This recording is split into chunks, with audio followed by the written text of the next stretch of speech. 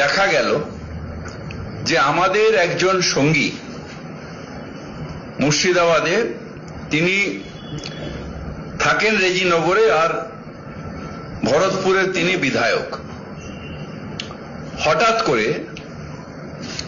বাবরি মসজিদ তৈরি করব কেন? বাবরি মসজিদ মুঘলের সাম্রাজ্যের বাবর তিনি তৈরি করেছিলেন অযোধ্যার ওখানে। হঠাৎ বাবরি মসজিদ তৈরি করা কেন? বাংলায় কেউ মসজিদ তৈরি করুক, কেউ মন্দির তৈরি করুক, নিজের টাকায় তৈরি করুক, আমাদের কোনো আপত্তি নেই, কিন্তু বাবরি মসজিদ করা অর্থাৎ সেই যে ধর্ম অন্ধতার যে ঘা, বাবরি মসজিদ ডেমোলিশনের মধ্যে দিয়ে ভারতবর্ষের নেতারা তখন বলেছিলেন ভারতবর্ষের সব থেকে কালো দিন, সেইটাকে আবার উস্কে দেওয়া, অর্থাৎ ধর্ম অন্ধতার দিকে সমাজকে ঠেলে দেওয়া। সেই কাজটা তৃণমূল কংগ্রেস বিশ্বাস করে না। আমাদের আবার 6 তারিখেই বা কেন?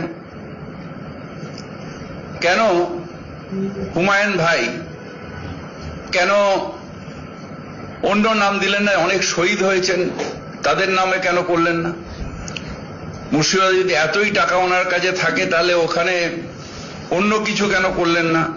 স্কুল কলেজ কেন করলেন না? কেন শুধু এই সেন্টিমেন্টের ওপরে?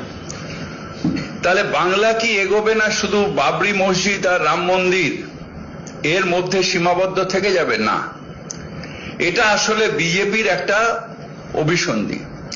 সমাজকে ভাগ করো। যখন দেখলো নেতাদের ইডি সিবিআই করে কিছু করা যাচ্ছে না, বাংলার মানুষ তৃণমূল কংগ্রেসকে সাপোর্ট করছে।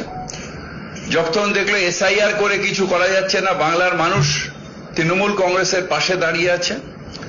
তখন ডিভিশনাল পলিটিক্স, যেটা বিজেপি বিশ্বাস করে, সেই পলিটিক্সটা আবার সামনে আসার জন্য প্রত্যেক নির্বাচনের আগে একটা দুটো তৃণমূল কংগ্রেস থেকে গাদ্দারকে নিয়ে গিয়ে তারা এই কার্ডটা খেলে। এবার তারা হুমায়ুন ভাইকে ধরেছেন এবং আমার বিশ্বাস যে বিজেপির কথাতেই এই ডিভিশনাল পলিটিক্স অর্থাৎ সেটা করে।